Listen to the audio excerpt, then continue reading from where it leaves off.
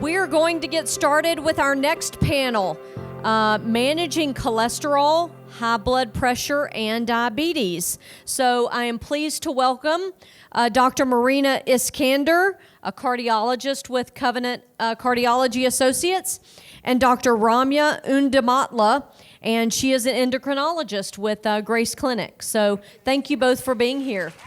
Thank you all for being here. So I think we're going to start with Dr. Iskandir. Yes, so I'll get going.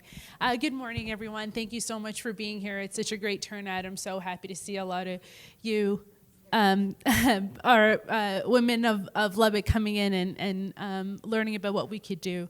I am also a cardiologist. I'm an interventional cardiologist, so very similar to Dr. Houston. I do stents, and I do deal with coronary artery disease on a daily basis. So if you come in with an emergency, I'm the one you see in the ER. So today, let's just start off with basics. So blood pressure, and what's a healthy blood pressure? What our targets is. So a lot of people don't really realize this, but a normal blood pressure is less than 120/80.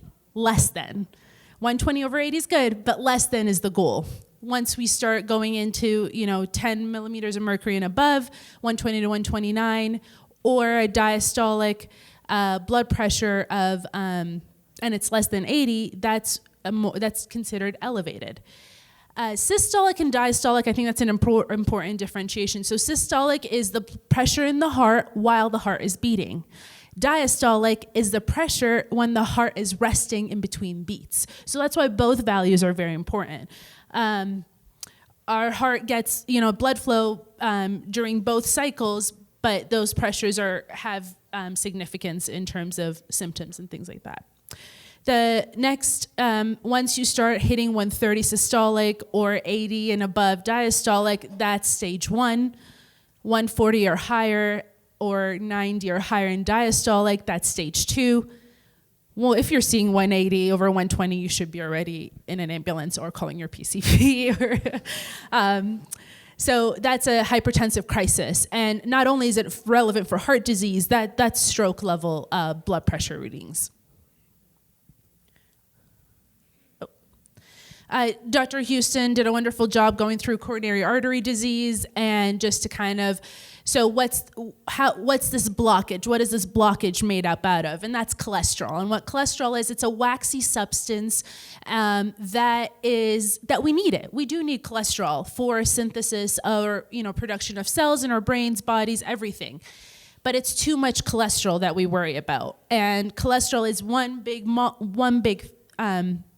umbrella, but under there we have all these different components, and I'll try to break it up and simplify it. So LDL, that's your bad boy. That is your bad cholesterol. That is the one that any cardiologist will look at first before they look at anything else. And LDL, why is it bad? Because the LDL makes the cholesterol sticky to your arteries. It makes it sticky to the plaque, sticky to the walls of the arteries. And that's why we focus on it. And we know we have evidence that says lower LDL lowers the plaque burden, and that's the point, is to keep these, if we have plaque, from getting bigger. HDL, the good cholesterol. So that good cholesterol is responsible or helps remove LDL from the body. That's why it's considered good. Having higher HDL, though, as long as it's normal, is the goal. Higher HDL does not mean that you are getting better outcomes or cardiovascular protection. And then triglycerides. Triglycerides, that's normal. We all have triglycerides. The problem with triglycerides is if we're eating too much, excessive calories, that's what they get transferred to, into triglycerides, and triglycerides begin to deposit in our bodies, mostly the liver. Now, cholesterol overall, where do we get cholesterol? Our liver makes it, and then our diet. Where does it come from our diet the most? It comes from animal fats and animal products.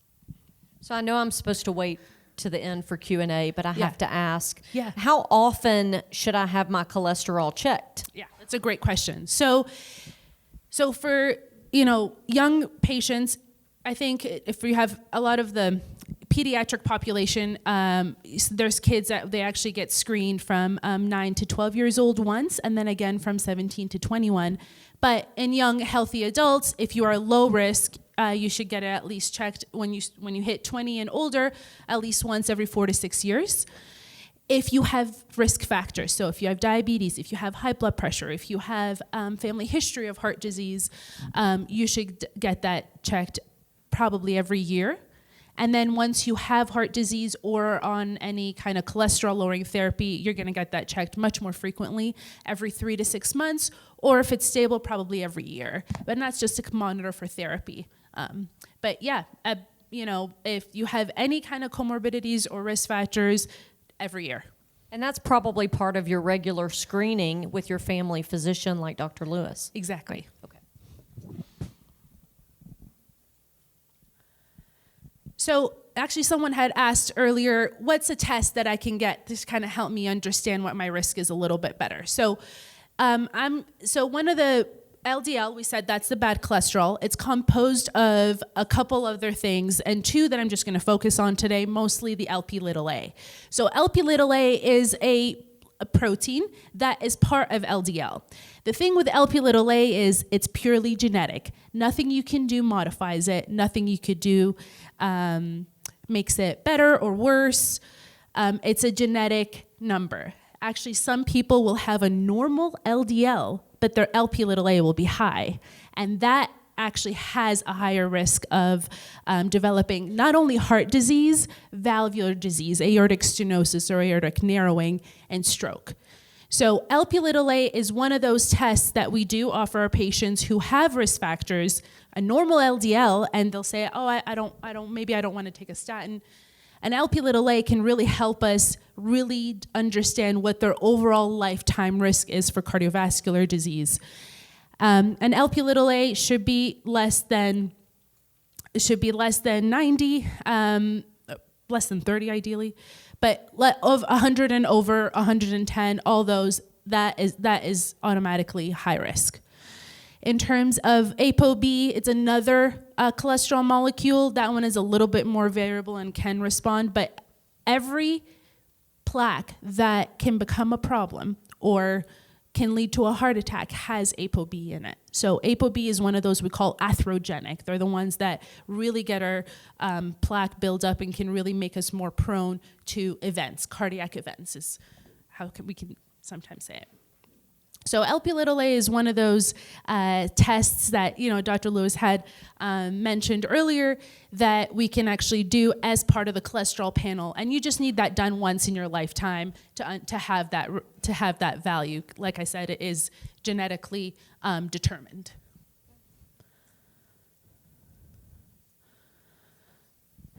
So the next part. So I got my LDL. It's kind of normal.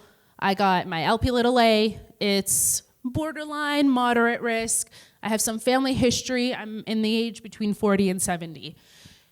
What really is my risk? I really want to know. What test can I do? And as Dr. Houston had mentioned, it's called a calcium score, and it's super simple. It's a CT scan. You go in a machine, that's it. No medications or anything. You go in the machine quickly, and the CT scan will actually measure how much calcium is in the heart vessel.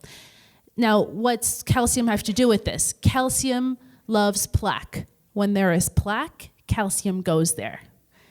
Yes, there are some patients who have plaque without calcium, but this is why the calcium score, and we do try to reserve it for between 40 and 70 years old to get done, but I'll do it all the time on my younger patients who have family history. But if there's calcium, there is plaque. So a calcium score can really, really help us understand our risk moving forward and can also help guide us as to, okay, do I need to be on a cholesterol-lowering medication? So a calcium score of 0, I see that. I tell my patients, you're great. You don't have to get this done for another 5 to 10 years. This is, low risk, no problems. Just keep doing healthy lifestyle and activities and all those things that we had mentioned on the prior panel. Once we hit 100, 200, 300, we are definitely in danger zone. That is, I expect you to have a cardiac event in the next couple of years if we don't control our risk factors. So calcium score, it's a great test. The problem with it is insurance companies won't cover it because it's for prevention and not treatment. So the out-of-pocket cost is around $100 to $150, but that can be done at multiple areas. That's just a little less expensive than a ER visit and Yes. a few days in the hospital and a bypass and all that. So I'm just That is curious. true. I had my first calcium score a couple of years ago. How many of y'all have had a calcium score? Good. I think It is easy. It's Yeah. very, very easy. And to me, it's a worthwhile investment into your health. So Absolutely. Oh. Sorry? would you know if you had a calcium test? They should tell you, or they should tell you. So what are the risk factors, right? We had mentioned a lot of this earlier. I'm going to go through it a little bit. Why do these risk factors matter? Why do they contribute to our heart disease? So weight, and especially central adiposity, which is a way of saying that you've got a bit of fat in your belly. And the reason is central obesity means that just because if we see the fat there, it's also deeper inside in your organs, on your liver. Your liver is responsible for a lot of the cholesterol, a lot of the fat synthesis. So when you have extra weight in the middle, especially in the middle, it does means you're higher risk of blood pressure, higher risk of cholesterol, and subsequent coronary artery disease. Lifestyle, being sedentary, you're just not moving. So if you're not moving as much, you're really not, you are not putting the heart, you're not using the heart like it should. If you don't use it, you lose it. So movement and flexibility and getting your heart rate up and doing exercise is super important because not doing anything also hurts the heart.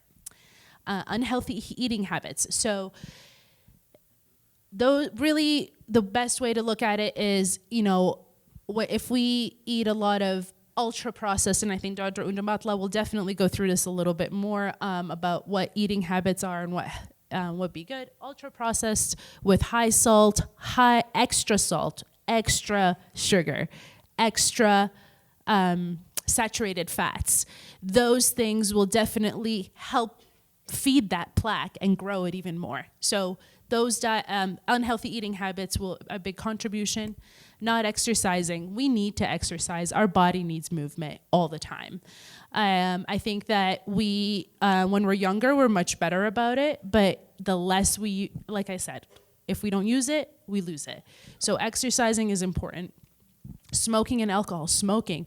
Why is smoking bad? Not only just the toxins and the tobacco, it really deprives the heart of oxygen. It's going to irritate the small vessels in the heart and the big vessels, and that pro-inflammatory state that it promotes in the body, especially the heart vessels, can lead to heart disease, coronary artery disease, and chest pain. Alcohol increases your blood pressure. So high blood pressure, as we saw, already increases that stress. Stress is really, absolutely, you're in fight or flight mode all the time.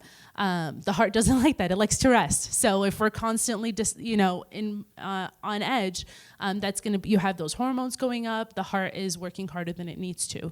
And genetics. Genetics, this one's, a lot of people think they have genetics contribution. The genetic definition really is if you've had a first-degree family member, so father, mother, brother, sister, had a heart attack before the age of 55, or maternal or female less than before 65, although for me, anyone less than 55, if they have family history, I consider that family history.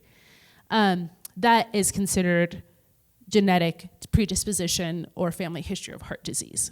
Something that a lot of people also kind of underestimate is, well, families live similar lifestyles. So lifestyle still is a big contributing factor. If we're all eating the same, working the same way, and kind of living the same lifestyle, we're all going to have that that appear as coronary artery disease or going to become a problem. I think the best description that I've come across is that genetics loads the gun, but lifestyle pulls the trigger. And that is a really important thought process to think about, is that, okay, yes, I have genetics, but am I doing everything that I can to not delay that genetic predisposition, happen later on in life than sooner in life? And yes, it does make a difference. And that's the good thing, is that this is modifiable. Taking control of your health and doing all the right things, or getting rid of bad habits slowly, doesn't matter if it's slowly or quickly. Just getting it done is important. So let's talk about diabetes. Dr. Undamatla, excuse me, Undamatla. Thank you so much. Can I get the... Oh, sorry. Okay, so we're going to switch gears a little bit and talk a little bit more about the association between diabetes and heart health. So unfortunately, people with diabetes have a 4-time increased risk of developing heart disease in their lifetime. And this can actually develop much younger in people with diabetes, as up to 15 years younger. In women especially, the risk of having diabetes and heart disease, unfortunately, your risk of mortality or death, as Dr. Houston had mentioned, is unfortunately higher than in men, and this can actually be up to 5 times higher. So how are we going to try to make sure we don't get there? We start by managing your ABCs. So if you do have diabetes, we recommend aiming for a hemoglobin A1C of 7% or lower. And this A1C number, which a lot of our patients with diabetes are very familiar with, is an average of your blood sugar over the last 3 months. So we use it to first diagnose diabetes, and then once you've been diagnosed with diabetes, we use it to measure or assess how well your diabetes is controlled. We also want to make sure that we target a blood pressure less than 130/80. We want to keep that LDL cholesterol, quote unquote bad cholesterol, less than 100. In patients with diabetes or people with diabetes, I actually like to see that number less than 70. Some newer studies say even less than 55. HDL cholesterol, the good cholesterol, we want to see that number 50 or higher. We've talked a lot about smoking cessation, and I think we're all kind of aware of the risk of that. So how do we diagnose diabetes? So we talked about the hemoglobin A1C, and if this number is 6.5% or higher, or if you check a fasting blood glucose and that's 126 milligram per deciliter or higher, or you undergo what we call an oral glucose tolerance test, where you ingest 75 grams of glucose, and then we check your blood sugar 2 hours after that. And if that number is 200 milligram or deciliter per deciliter or higher, or you get a random glucose tested with your primary care physician and that number is at baseline 200 milligram per deciliter or higher, we can make the diagnosis of diabetes. So we'd already talked about this in the prior panel, so I won't go over this in too much detail, but definitely make sure you are seeing your primary care physician regularly so they can screen for these conditions. To the exercise bit, I will add weight training, because the American Heart Association has recently added that in. We recommend at least about 2 days of weight training or resistance training. There's a lot more data now that it really does help cardiovascular health, and it definitely helps your diabetes and your blood pressure control as well.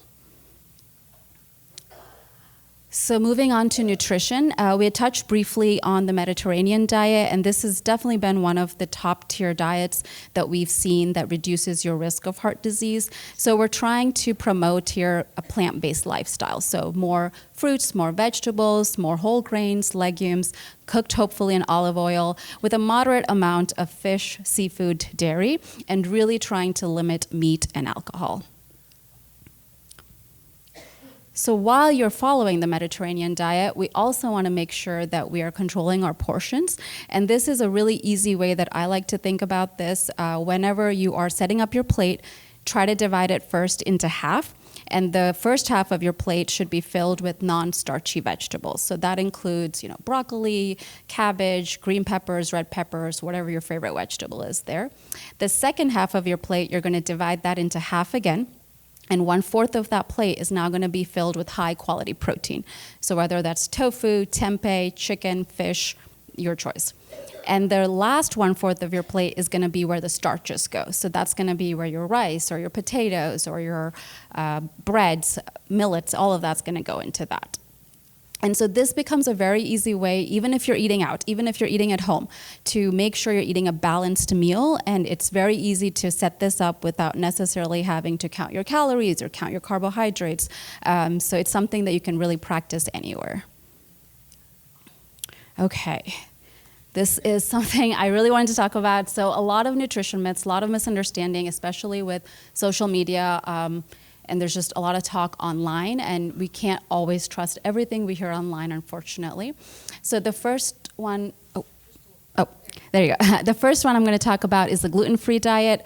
So unless you've been diagnosed with celiac disease or you have a known gluten intolerance, there's really no need to avoid gluten. A lot of these whole wheat products which contain gluten also have a lot of fiber, essential B vitamins that we need, so it really should be part of your balanced, healthy diet. The next thing about healthy sugars, so some people do believe that, maple syrup, agave syrup, honey are more natural sugars, and they're better than, say, table sugar, even for baking, for example. But just remember, all of that is going to be processed into fructose and glucose in your body. So your body is going to assume that it's the same thing. So whether you're baking with maple syrup or table sugar, it's going to treat you the same way, unfortunately. And the next thing, fats, especially, more in the 70s, 80s, I would say, they were really vilified as causing weight gain. Now we do want to, hopefully choose healthy, heart-healthy fats, such as unsaturated fats, whether that's olive oil, canola oil, nuts, nut butters. That's a great option. And we want to try to limit more saturated fats, such as that they come from fatty meats or high-fat dairy products. But at the end of the day, whether your caloric excess is coming from fats, carbohydrates, or proteins, that's what's going to cause the weight gain or lead to the weight gain. So it's not just the fats. And then seed oils, those are recently getting a lot of flack in the media recently, and they're thought to cause inflammation. But when you look at the studies, seed oils have a lot of omega-6 fatty acids, and those have been really consistently shown to actually reduce inflammation. And there's been a lot of studies that actually show that it improves cardiovascular risk. So do not feel like you need to avoid, canola, vegetable oil. I cook with them all the time. And then salt. So most of us are aware that we do want to try to limit salt. And a lot of our patients, come in and they say, I'm not adding salt to our food. But when we look at the real data, over 75% of the salt that we consume is actually from takeout or ready-made meals. So it's not really from the table salt shaker. So just something to be aware of and to really try to look at those nutrition labels when you are eating out or eating, from the grocery store. So the next thing about processed food. So, I'm sorry, is there a question? Oh, I'm so sorry. Is it better? Okay. So the next thing about processed food. So, all food is processed to some extent. What we do want to avoid, of course, is ultra-processed food. And I wouldn't say avoid completely, but we do want to limit it and make sure it's in moderation. So those are things like soda, chips, ice cream, things that may not necessarily provide a whole lot of nutrition value. We do want to try to limit those as much as we can. And then intermittent fasting. How many of you have tried intermittent fasting at some point in your life? So, it's been all the rage. There is not a whole lot of good data on intermittent fasting, and especially with heart disease. There's actually some data that it may actually be detrimental to heart disease, and especially for women, I don't usually recommend it because there's also some data that it may, dysregulate our hormones, especially when you're in your menstrual cycle or your reproductive age group. If it works for you and you're doing very well on it, please feel free to continue. Just know that it's not it's not a special diet. It, restricts your calories just as well as any other diet. And then the last one is shopping the perimeter of the grocery store. And this has also been around for quite a bit of time. And this really came from the misconception that all the unhealthy food would be in the center of the grocery store. But then you're missing out on, frozen produce. You're missing out on dried beans and dried lentils. You're missing out on whole grain pasta. So don't feel like you have to shop the perimeter of the grocery store. Please go into all the aisles, see what looks good, and make sure you're getting, a balanced diet. Okay, the last thing I'm going to touch briefly on is diabetes medications. These two medications, we've been using them for blood sugar control, but more recently, we've seen a lot of cardiovascular health benefits, which is great.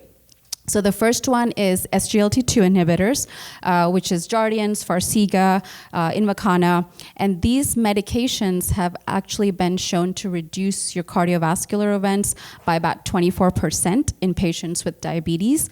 They also actually reduce your risk of progression to kidney disease, which is also great, and unfortunately something a lot of our patients with diabetes suffer from. It's been a great addition to our regimen. And then the last medication, which most people are now aware of, are the GLP-1 agonists. And these are the medications that are in the media for weight loss. But we've been using them as endocrinologists for over 20 years now. But they do also have really great heart benefits. Semaglutide or Ozempic Wegovy, and then tirzepatide, which is Mounjaro or Zepbound, are the two common ones we use right now, I would say. And semaglutide actually has been shown to decrease cardiovascular events by about 26%. And the cardiovascular trial for tirzepatide is ongoing, but hopefully we hope to see similar results with that. The last thing I'm going to mention briefly is cost of these medications. Without insurance, they are definitely expensive. They affect, availability and use, unfortunately. With the SGLT2 inhibitors, the cost can range from $500 to $700 per month without insurance. And then for GLP-1 agonists, for semaglutide, which is Ozempic Wegovy, it's about $499 per month right now. And then for tirzepatide, it can be from $350 to $700, depending on what dose you're using. And then I would be amiss if I did not mention compounding with these medications, so I'm gonna just end with that. So the Endocrine Society really has recommended against the use of these compounding medications, and the main thing that we worry about here is safety. When medications are approved by the FDA, they go through rigorous safety protocols, and that's just not the case with compounded medications.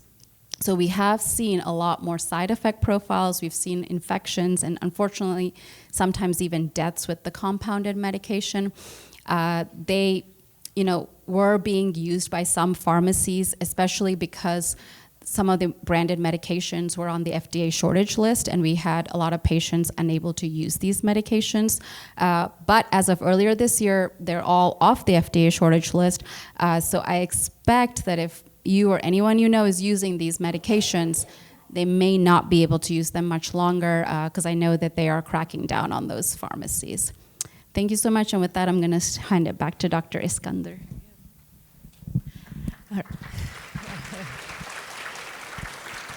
So I was going to just touch briefly on some cholesterol-lowering medications and statins. A lot of people know about statins, have heard about statins, have hesitations, have heard all the back and forth about it, but statins are actually really important. Statins is one of the oldest medications or group of medications we have, and they're responsible for lowering our cholesterol by up to 30%. And there's been a lot of misinformation about statins in the media over the years, with a lot of bad science, good science, back and forth, and they do have a few myths that go with them. But just to briefly, statins are actually, they do not cause dementia. They actually have been shown to help dementia because they actually lower the cholesterol. And by working in the liver and lowering the cholesterol, our vessels are not exposed to the plaque buildup that we had just been talking about throughout this panel. So statins do not cause dementia. They can actually help improve vascular dementia. Statins do not cause fatigue, although most of the times you have to also realize fatigue is such a very broad, very non-specific symptom. But they actually have, there's no direct relationship between the two. And statins have also gotten the, they can cause muscle injury, but the risk of that happening is about 1 in 10,000 people. So, and for it to be severe, it's much lower than that, the risk of that. So statins are very useful medications. It's our first line medication. And if you do have side effects of the statins or fall in those rare rare situations, there are definitely other alternatives like the PCSK9. But actually, some people don't get enough cholesterol lowering with statins, and we have to have addition of other medications. Statins is a pill, so there's different forms of them. It's a pill once a day, but PCSK9 inhibitors are actually very potent in lowering cholesterol by up to 60%. Double statins. The difference with PCSK9, it's an injection every 2 weeks. Sometimes there are other dosing that's an injection once a month. But PCSK9 inhibitors have been actually wonderful addition in the world of coronary artery disease in reducing plaque burden, and actually insurance will cover it if you've had a heart attack or a cardiac event. PCSK9 inhibitors are definitely covered because it is for secondary prevention. It's very important to help prevent another episode of happening. And then the last one is ezetimibe. So ezetimibe does a good job of lowering cholesterol. It works different than the other two. It doesn't directly work in the liver. It actually helps slow down the absorption of cholesterol from the gut. But it only does a good job about 20%. So oftentimes it's a medication in addition to statins, PCSK9, or bempedoic acid. But Zetia or ezetimibe is usually in addition. The one last thing about ezetimibe is it treats the number. It does not have the secondary inflammatory reduction effects that statin and PCSK9 inhibitors have. So that's why alone, yes, it will lower the number. Whether you actually get cardiovascular protection is not the same. So it's a great addition medication. Thank you both. Very informative. So we've got time for a few questions. Who am I looking to?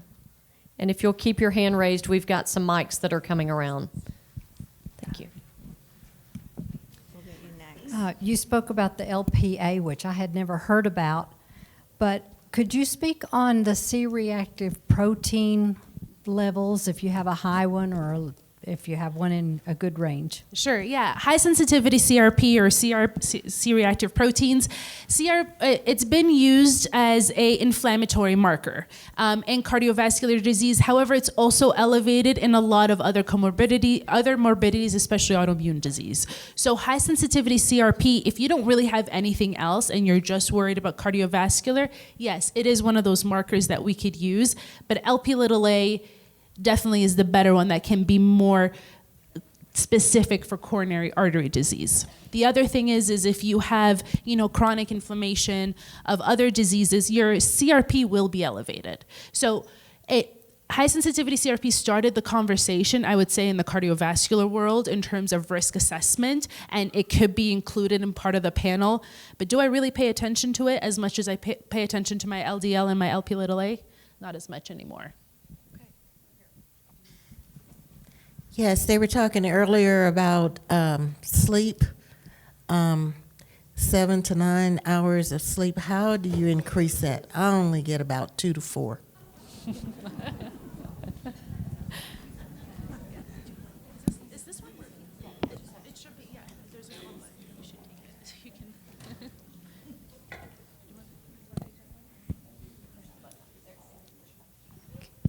You can. Can you hear? Okay. Good question. So I think with sleep, it's so multifactorial that we probably need to kind of get to the root cause of that.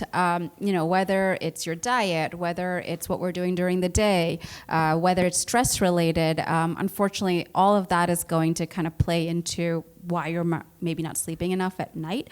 And then obviously sleep hygiene is very important, and those are things we've all heard about, minimizing screen time after a certain time in the evening, maybe not eating later in the day because digestion is going to affect sleep at some point. And then that may be where primary care comes into play too, because there are obviously medications we can use, but we want to kind of use those as a last resort if we've kind of exhausted all the other resources. I haven't heard anything mentioned about white coat syndrome. We don't wear them anymore. No, I'm just kidding.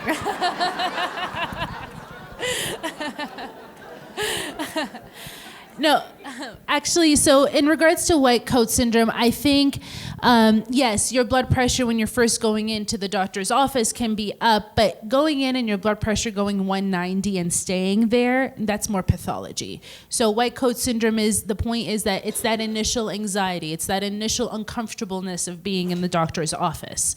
But if you wait, cool off, and recheck, if it's still high, there's probably some underlying high blood pressure. But to be honest, to completely avoid it, I actually very routinely, and I would say all of us do this, we ask our patients to do a blood pressure log at home to avoid the blood pressure readings being high and then getting overtreated at home. Okay. Question over here. Hi, I've heard a lot about diabetes and so forth. I've heard a lot about the calcium and plaque.